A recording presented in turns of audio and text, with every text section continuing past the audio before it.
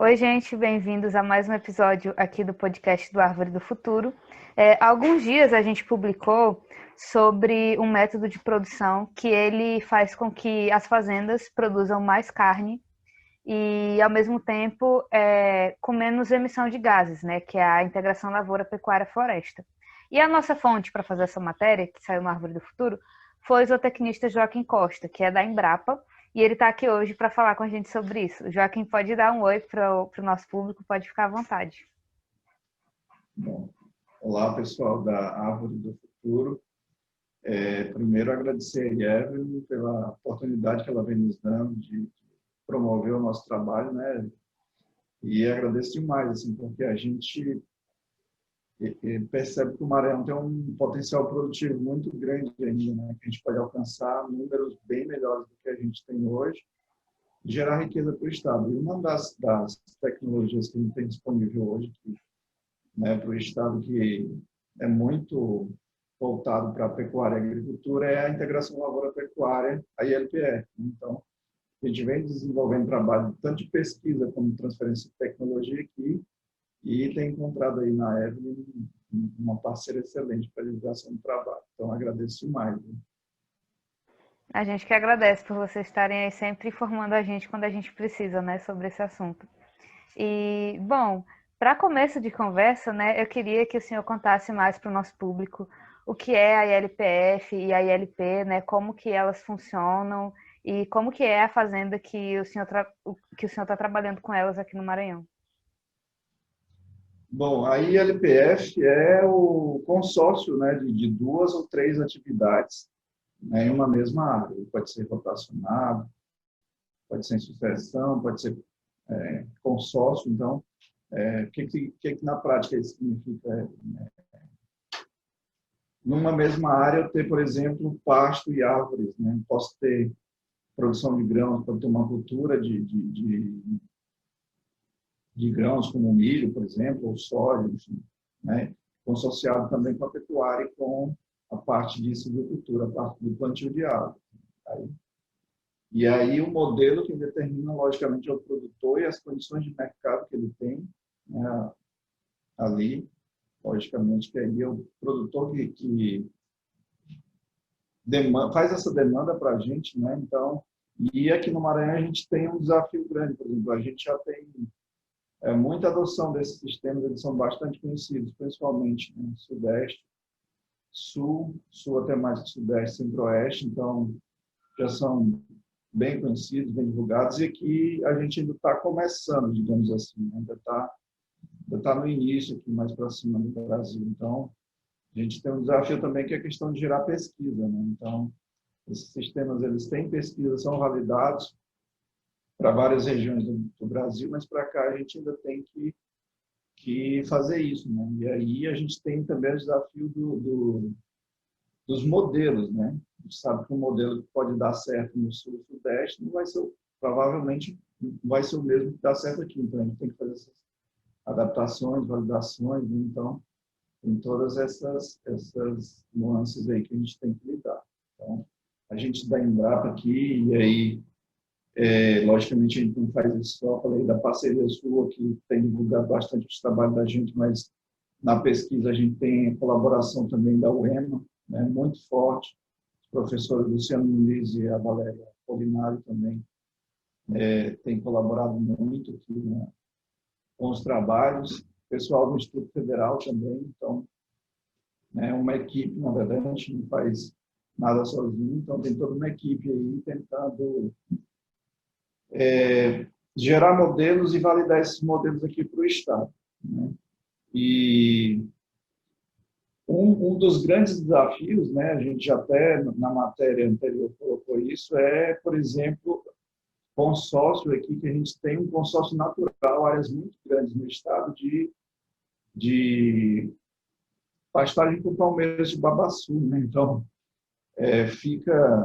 a gente está no estado, tem isso aqui de forma natural, então, assim, uma das coisas que a gente pretende fazer é ver uma saída viável, né, para a convivência tanto da palmeira como da pecuária. E, assim, aos poucos os caminhos vão se abrindo, a gente está vendo que isso isso é possível, né? Bem possível.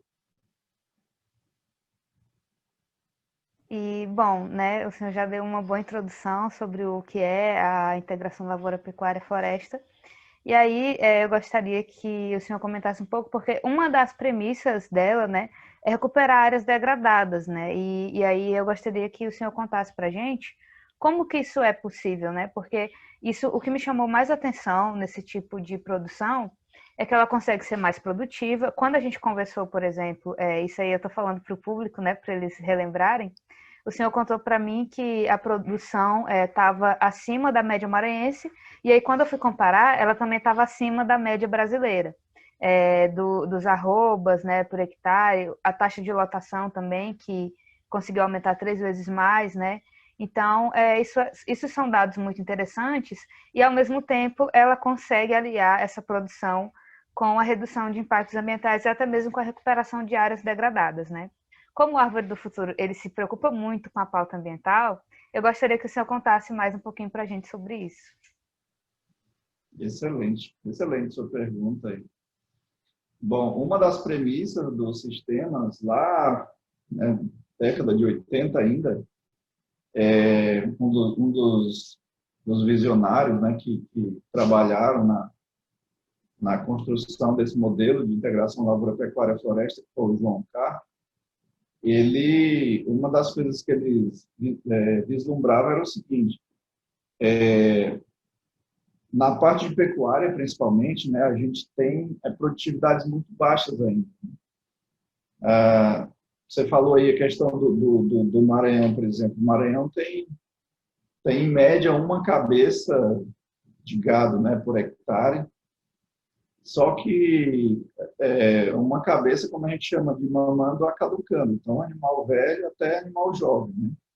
E tem uma medida que a gente costuma convencionar para deixar todo mundo igual, digamos assim, que é a unidade animal, né? Então, isso é uma medida convencional que a gente usa na área, que seria o equivalente a um boi de 450 quilos. Então, quando a gente coloca em unidade animal, para comparar todo mundo de forma igual, né? Não tem animais mais pesados, animais menos pesados, então a gente joga nessa medida aí que é padrão. A média aqui do estado, da taxa de lotação, fica em torno de 0,8 a 1 unidade animal. O que isso quer me dizer? Né? Que a cada hectare de pastagem, a gente tem o equivalente a mais ou menos 0,8 a 1 animal com 450 quilos de peso vivo. Né? Então, assim, essa média já foi pior, né? Já tem tecnologias aí que vêm alavancando essa média, né? Era de 0,5, começou a melhorar, então a gente praticamente dobrou. Só que hoje, né, com essas pesquisas, principalmente com a integração, a gente vê que a gente tem capacidade de pelo menos triplicar esse valor, né? Chegar a 3 unidades animal por hectare de média, né? E o Brasil inteiro é assim, né? Você comentou aí que, né, Maranhão, Brasil, na verdade as médias são bem parecidas, né? Quando a gente joga lá, o Brasil também está mais ou menos na mesma média do Maranhão, então não é só aqui que a gente tem essas, né, pastagens com produtividade abaixo do que seria o ideal, digamos assim. Então, assim, a partir do momento que, né, eu introduzo tecnologia, eu faço um sistema desse que visa recuperar principalmente a capacidade produtiva do solo, então a pastagem, o capim, ele vai produzir muito mais, né? E é nisso aí que está baseado, que eu posso sair colocar um animal de 450 quilos em um hectare para 3, pelo menos. Então, consigo triplicar. Agora, você imagina aí hoje com a arroba do boi, né? Está em torno de 260, já chegou quase 300, teve lugar que chegou a R$ 300 a arroba. Você imagina aí o retorno, né? Que um produtor, um pecuarista conseguindo colocar 3 UA, pelo menos 3 unidades animal por hectare, e aí uma produção aí de média de mais de 20 arroba hectare ano. Então, assim, é um negócio bem promissor, né? Voltando lá sobre a questão de recuperação de áreas degradadas, então, como eu falei lá no início, foi uma das premissas do sistema, né? E como que isso foi pensado pelos pesquisadores lá no início? Bom, o pecuarista, né, pecuarista do Brasil, de forma geral aqui, lógico que vai ter algumas exceções, mas de forma geral eles não tratam o pasto dele como cultura, né? O que isso quer dizer para mim? Basicamente, isso mais antigamente, hoje tem mudado um pouco, mas jogava fogo no pasto, né? Hoje a gente já sabe que essa prática está praticamente abolida, mas enfim, hoje revira lá o pasto quando a produtividade está muito baixa, no máximo joga um calcário, que é um corretor de solo, né? Corrige o solo, melhora o pH, diminui a acidez do solo, e esse pasto ele volta a produzir um pouco melhor, mas ainda assim uma produtividade é muito baixa. Então, lá no início, os pesquisadores que começaram com a INPF, eles tiveram a ideia, né, a sacada de jogar uma cultura de grãos, né? Na época utilizaram muito arroz e acabou indo mais para o milho, até pela facilidade, comercialização, enfim, essas coisas, né? E também até o consórcio com capim, quando você planta milho e capim juntos, né? Pelo hábito de crescimento, o milho vai ganhar a corrida, né? Você vai ter que ter alguns cuidados ali de início, mas o milho ele tende a ganhar a corrida de crescimento com o capim. Então, ele cresce mais rápido que o capim, sombreia, o capim fica ali embaixo. Então, essa foi uma das coisas que acontece na ILPF, né? Então, a ideia deles foi o seguinte: vamos colocar uma cultura de grão, né? O pecuarista, ele vai tratar aquela cultura para ela ter uma produtividade interessante. Então, se você vai inserir grão na sua propriedade, né, você tem que ter uma produtividade interessante para essa cultura, senão ela não se paga. E para eu ter essa produtividade, eu vou ter que fazer todos os tratos culturais que manda o figurino, né? Então, eu vou ter que adubar de forma correta, né? Vou ter que repor fósforo no solo, que é um dos principais complicadores dos nossos solos no Brasil, é fósforo, né? Normalmente os solos do Brasil são pobres em fósforo, então é um dos limitantes de produção. Coloca também o KCl, o potássio, né? E a ureia, que é o nitrogênio também. Então, pelo menos esses três aí vão, logicamente, se puder ser completo, né? Colocar macro, além desses macros, os micros também seria o ideal. Mas pelo menos esses três aí para culturas de grãos, né, já é interessante. Então, você vai lá, produz o grão, né? E normalmente o grão é ciclo rápido, vai ser 90 a 120 dias. Então, você investe mais, digamos assim, se eu fosse chutar números aqui, mas chutando mesmo, né? Talvez para recuperar a pastagem no modelo tradicional, que só revira, joga no máximo um calcário lá, e depois você vai ter 2 ou 3 anos de produtividade, né? Razoável, para a média, já caindo muito, depois você vai ter que fazer isso de novo, você gasta em torno de 800. Isso sem essa inflação que teve hoje, né? Que tudo subiu um pouco, então isso há 3 anos atrás ficava entre 800 e R$ 1.000 por hectare, né, para você recuperar dessa forma tradicional. Com a ILPF, né, se você joga uma cultura de grão, esse valor vai subir um pouco mais, né? A gente tem valores aí de entre 2.200 a R$ 2.500 por hectare, né, para fazer o sistema. Isso aí já vai adubo, já vai semente, já vai todo o trato da terra, né, o mínimo possível que você puder mexer na terra é o melhor, no solo, né, e todos os defensivos que podem ser necessários durante o manejo, né, enfim, colheita vai tudo aí, né, até a colheita e venda. Então, fica em torno desses 2.500, só que normalmente com a produtividade, se você faz uma adubação e todos os tratos culturais corretos, só a produtividade do grão ela já paga todo o sistema, né? Então, você imagina aí, 120 dias, você já recuperou o que você investiu, né?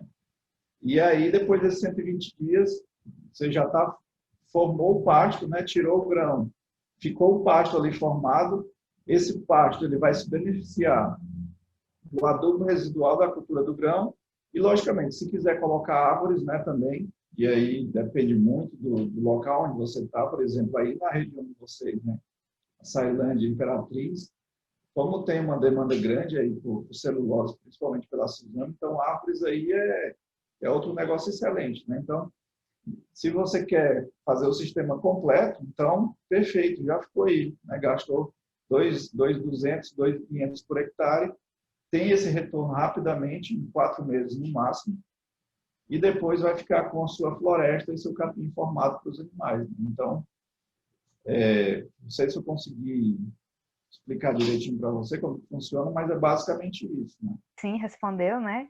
E o senhor já falou um pouquinho sobre essas culturas, né? Mas eu gostaria que o senhor falasse, então, sobre as culturas que vocês têm aí na fazenda de vocês, né? Porque quando a gente conversou, além da produção do gado ter aumentado, né? Que vocês conseguiram 22 arrobas, né? Sendo que a média maranhense é de 5 arrobas e a brasileira é de 5,57, né? Muito mais, então. Mas, ao mesmo tempo, como o senhor já falou também agora, nessa sua resposta, vocês conseguiram produzir grãos também, né? E aí, na época, eu anotei aqui que vocês tinham conseguido 4.800 quilogramas de milho e vocês também conseguiram produzir coco babaçu, né? Foram 2.655 quilos. Você pode falar um pouquinho mais sobre esse consórcio de culturas que vocês têm aí? Sim, então, como eu falei para você lá no início, os desafios aqui seria é, montar modelos para a nossa região, né? Montar, fazer pesquisas e validar, se realmente o modelo funciona, se ele é economicamente viável também, né? Que é uma coisa bem interessante que, às vezes, né, ou muitas das vezes as pesquisas elas não se atentam para avaliação econômica do sistema. Não adianta ele desenvolver o melhor sistema do mundo se ele não for viável econômico. Não tem como o produtor se manter na atividade se a atividade não der retorno econômico para ele. Então, o sucesso do negócio depende disso. Aí, aqui no Maranhão, então, a gente montou, né, 4 sistemas. Então, o sistema tradicional que tem, que é o ILP, então, foi basicamente só consórcio do milho com capim, né, que esse é o sistema mais utilizado em todo o Brasil, né? Acho que em torno de 80%, 80 a 85% dos sistemas que tem no Brasil integrados hoje com base nesse sistema. Basicamente não tem árvores, só que vem crescendo, né? A demanda por árvores também, inclusão de árvores no sistema, vem crescendo, a gente tem notado isso aí. E aí, aqui no Maranhão, né, como eu já comentei lá no início, tem essa parte do consórcio já natural, né? A gente já tem um sistema integrado aqui de forma natural, que é o babaçu com capim. Então, a gente montou um sistema desse também. Na verdade, as palmeiras já estão lá, né? Não tem como fazer o delineamento, então pegamos uma área com 35 palmeiras por hectare e aí montamos o sistema nessa área. Isso tudo áreas pertinhas do lado uma da outra, né? Então, o eucalipto, uma ILP, que eu falei, milho capim, uma ILPF com babaçu, então milho, capim, né? E o babaçu já estava lá, 35 palmeiras por hectare. Uma ILPF também com o eucalipto, que é o mais utilizado em todo o Brasil, né? Questão de árvores, aí tem muita pesquisa, tem muita inovação, muito desenvolvimento do eucalipto. Então, como é uma árvore de ciclo longo, né? Então, os produtores não vão correr para quem dá mais segurança. Então, o eucalipto tem muita pesquisa, já tem muita segurança, além de ser excelente produtivamente também. Então, a gente montou esse, que é o que tem mais no Brasil inteiro, e montou outro com sabiá, né? Que aí, dependendo do local, muda de nome, pode ser unha de gato, sanção do campo também, tem esses nomes populares aí, mas ela é uma leguminosa, então ela fixa nitrogênio também, fixa nitrogênio no solo, então reduz questão de adubação nitrogenada, né? Porque ela fixa o nitrogênio no solo, e ela produz estacas também. A estaca tem um valor comercial bem interessante, né? Que na região está em torno de R$ 4 a R$ 5 a estaca de 2 metros, né? 12, 15 centímetros de diâmetro. Então, Nossa ideia foi estudar esses sistemas aí, né? Aí, como você falou, né, do babaçu especificamente, a gente mediu a produtividade durante 2 anos, né? Então, foi um estudo pioneiro, assim, a gente pelo menos procurou na literatura e não tinha isso. Tem estudos de um americano que teve por aqui, esqueci o nome dele agora, mas enfim, tem até o livro dele, que a gente utilizou como base, mas ele não fez essa avaliação que a gente fez, né? Todo mês indo lá,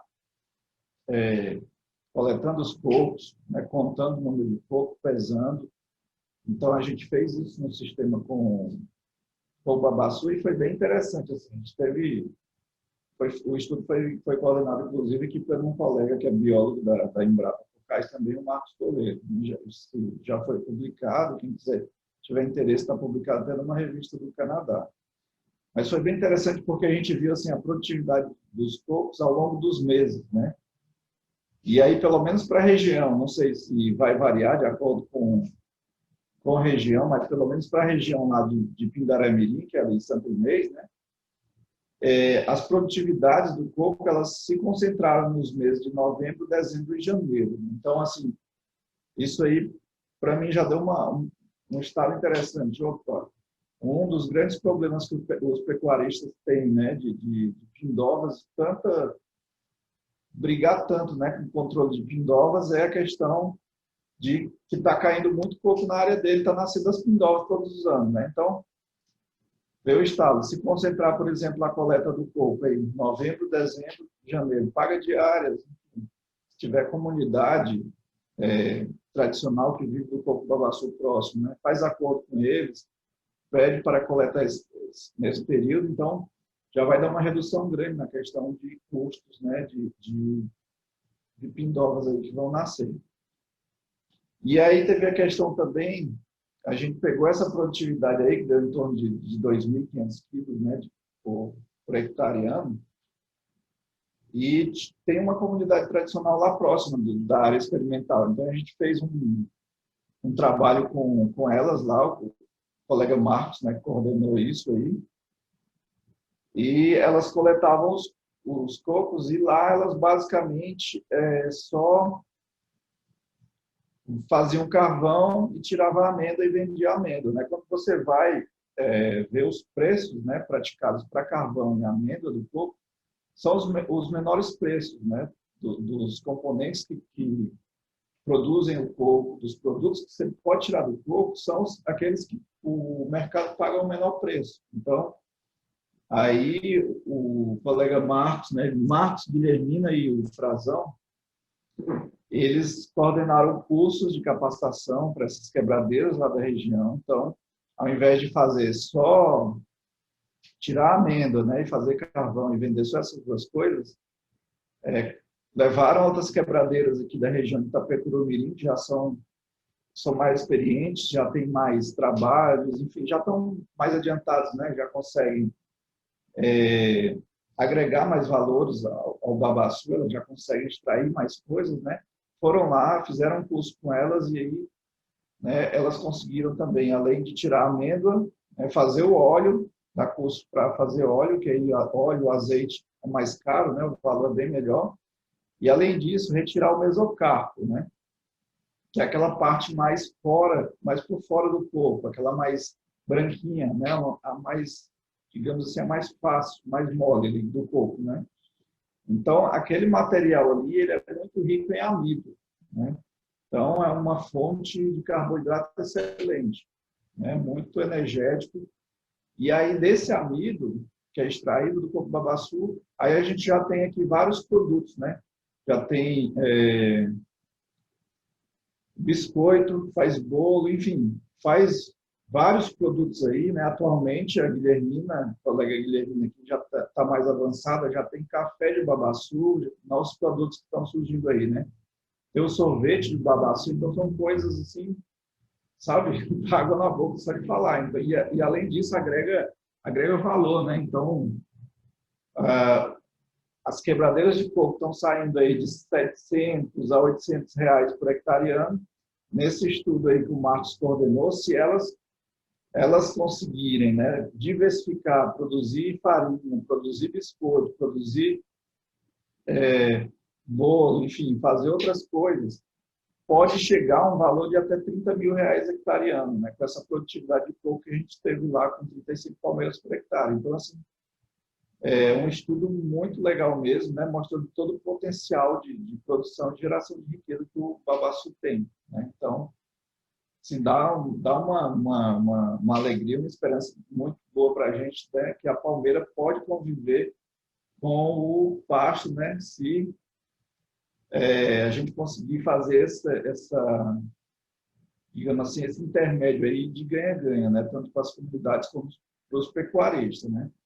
E para os pecuaristas, o que a gente pode falar, Evelyn, é questão de ter palmeiras, por exemplo, na sua área. A gente tem a questão da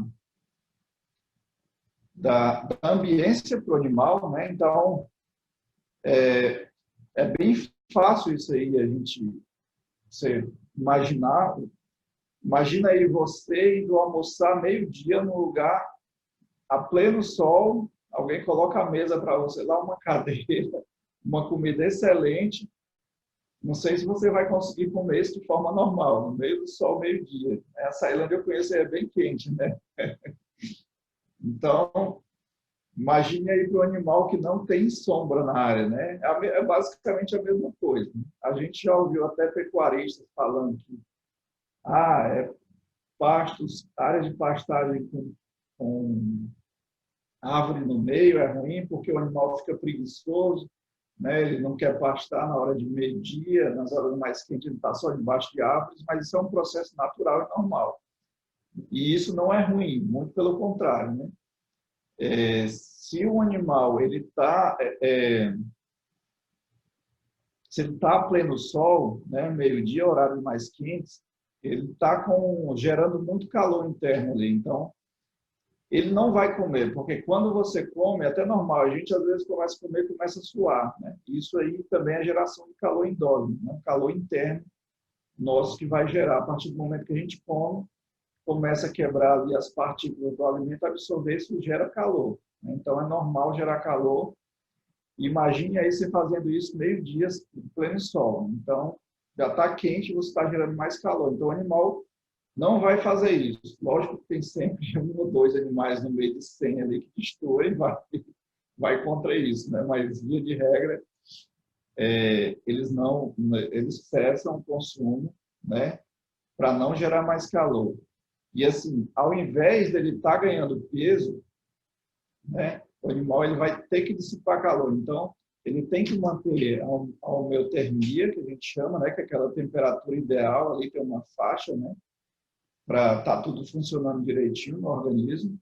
Então, se começa a esquentar demais, ele começa a lançar mão de mecanismos, que aí ele vai ter que gastar energia para perder calor. Então, dissipar calor e a temperatura dele está ali dentro daquela faixa ideal que o organismo dele necessita. Então, assim, se eu dou sombra para ele, né, eu estou evitando justamente dele estar perdendo peso, né, nessas horas.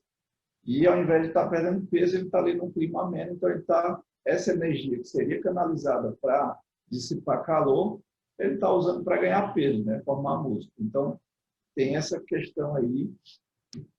E na parte econômica, né, a gente tem encaminhado bem, e a Embrapa tem puxado isso aqui no Brasil, que é a questão do pagamento, né? Remuneração mesmo, pagar melhor para produtores que mantenham árvores no pasto, né? A gente já tem iniciativas nesse sentido, e você falou lá no início, na sua fala, né, que são sistemas que eles mitigam, né? Eles tiram carbono, CO2 da atmosfera, né? Então, os sistemas de integração, eles têm isso, né?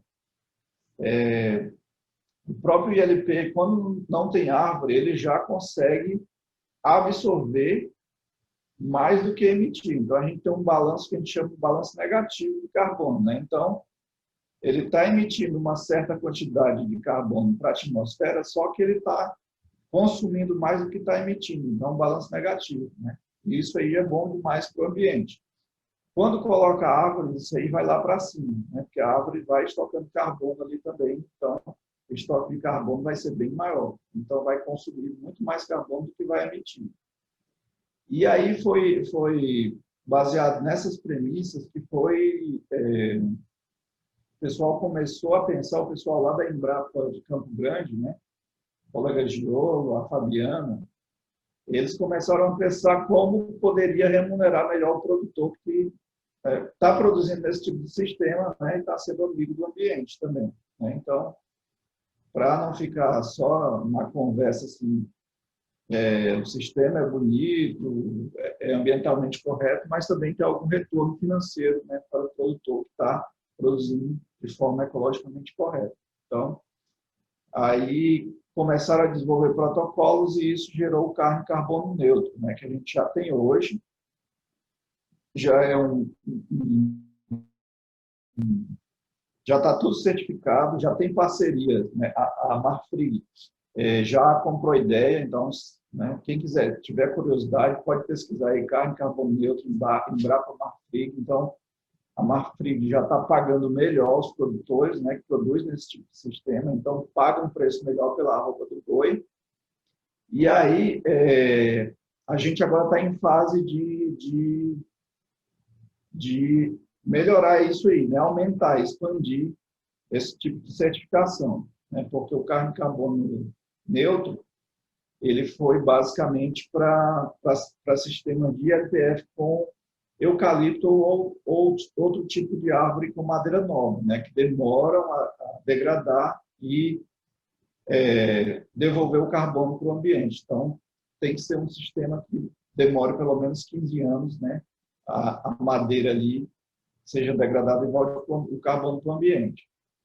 Aí, já pensando nisso, né, já tem ações no sentido também de desenvolver protocolos para o carne carbono nativo, que a gente se encaixaria, né, muito bem nisso aí, com o Babaçu aqui no estado. Então, seria remunerar melhor também, desenvolver protocolos, né, para remunerar melhor os produtores que têm áreas em consórcio de pastos com árvores nativas, que é bastante o nosso caso aqui, e o carne baixo carbono também que seria para o caso do ILP, né, que é um sistema que a gente sabe que consome mais carbono do que emite, então é um sistema também ambientalmente correto. Então, está seguindo agora para esses rumos aí, tá bom?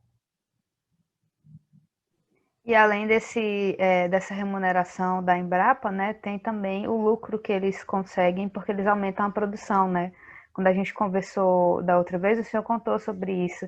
Eu até anotei uma fala sua que eu coloquei na matéria que a gente publicou, deixa eu encontrar aqui, que era assim, como aumenta a produtividade, então o lucro do produtor cresce bastante, mas em compensação vem então o lucro ambiental, né? Então, assim, mesmo que sem contar essa remuneração da Embrapa, eles também têm esse incentivo eles estão produzindo mais arrobas de gado, né? Tem também a produção do coco-babaçu, que também pode estar aí aliada, do milho também. Então, isso foi uma das coisas que mais me chamaram a atenção nesse sistema, na fazenda que o senhor trabalha. E, assim, na sua fala anterior, a gente também tem vários ganchos que a gente pode comentar. Por exemplo, quando eu vou pesquisar sobre o que falam sobre a carne, sobre o produto carne, né, e sobre a produção, de modo mais específico, pecuária, a gente sempre vê as pessoas falando assim, porque a carne, ela consome muita água, então se você está comendo carne, você também está consumindo muita água, por isso seria bom que a gente fosse vegetariano, e aí também falar porque as vacas, elas emitem muitos gases, e na ILPF, né, o senhor contou para mim há algum tempo que vocês estão conseguindo produzir com uso muito menor de água, né? Porque o animal ele está num local mais fresco, então ele sente menos calor e ao mesmo tempo os gases do solo, a gente também tem uma redução, né? E aí algumas pessoas perguntaram para a gente como que funciona essa redução de gases, né? Você pode falar mais um pouquinho sobre isso? Sim, o Brasil, ele muitas vezes, ou quase sempre, ele é acusado injustamente, né, de todo esse problema ambiental aí que, pelo menos na minha visão, isso é bem menor do que colocam, né? Mas, assim, não adianta querer esconder que a gente tem um problema e dá para melhorar bastante, né? Você imagina aí, boa, tem animais aí que demoram 5 anos, 6 anos para chegarem no ponto de ser abatido. Então, aí não tem como eu não concordar que um animal desse aí, ele está emitindo muito, né? Passa muito tempo para ser abatido, então ele está emitindo muito carbono, né? Principalmente a forma de metano, né? Que é como o animal emite para a atmosfera. Então, assim, quando eu adoto esse tipo de sistema, eu vou ter um capim que vai produzir mais e ter uma qualidade melhor. Então, já vou reduzir bastante aí o tempo de abate, 3 anos, 2 anos e meio no máximo, né? Para o animal chegar no peso de abate. Então, só aí já eu praticamente reduzir pela metade a emissão de carbono por parte dos animais, né?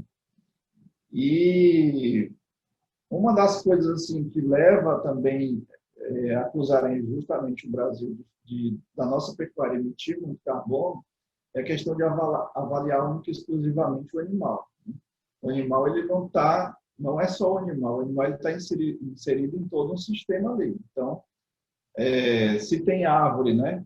A árvore está captando carbono, né? E mantendo esse carbono ali. O próprio capim também, ele, né, capta carbono para fazer a fotossíntese, né? Não tem como. E joga carbono nas raízes. Então, assim, a partir do momento que eu faço isso, mantenho o sistema bem manejado, não tem como. Esse sistema ele não vai emitir carbono, né? Posso dizer isso aí seguramente, 100% para dizer que ele vai captar, ele vai mitigar carbono ao invés de emitir. Então, funciona basicamente dessa forma. E você foi bem feliz aí em recuperar a parte da água também, né? Porque realmente o consumo de água reduz pelo menos de 20 a 25% dos animais. Os animais, quando estão mais nutridos, né? Tem o próprio pasto também, ele fica mais suculento, né? Então, e tem a questão da ambiência. Se tem árvore, principalmente, aí, né? Reduz bastante a temperatura ambiente ali e o consumo de água reduz muito. Então, tem essa questão da redução e menor consumo de água também dos animais nesse tipo de sistema. Isso é interessante. Isso mostra, né, como a ciência, a tecnologia, ela pode ajudar a gente a não ter que frear o nosso consumo, porque nesse caso até aumentou a produção de carne, e ao mesmo tempo cuidar do meio ambiente, né? Enquanto a gente está cuidando da nossa alimentação, a gente também está cuidando do meio ambiente.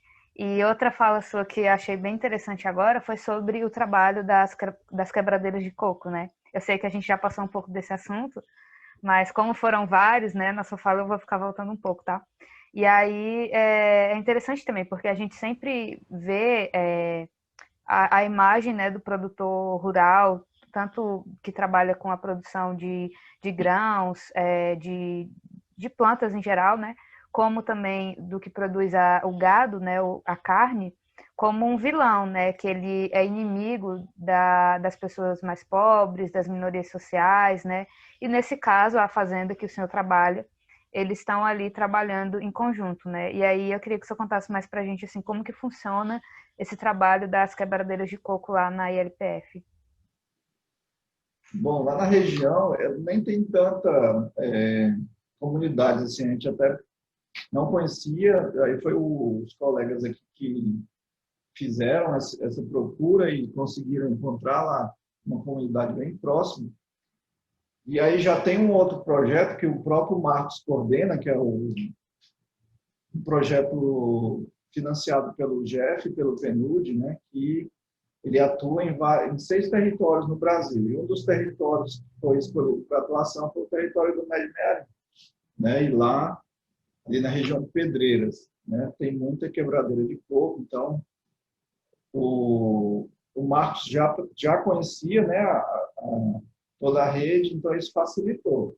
E aí foi justamente essa ideia que surgiu para a gente trazer elas elas para dentro do projeto, então, e tentar integrar ao máximo, fazer essa parceria em que todo mundo saísse ganhando, né? Então, as quebradeiras, né, elas fizeram todo esse processo de coleta do coco e, após feita a coleta, teve essa questão que o colega Marcos também organizou, que foi a trazer outras quebradeiras com mais experiência, né, para ensiná-las como fazer, sair daquele tradicional lá. Que eu não sei quanto que está hoje, mas 2018 eu acho que estava 10, R$ 3, né? R$ 3 o quilo da amêndoa. Então, até você vê assim, uma quebradeira, que o pessoal fala para a gente, não, uma quebradeira que quebra pouco.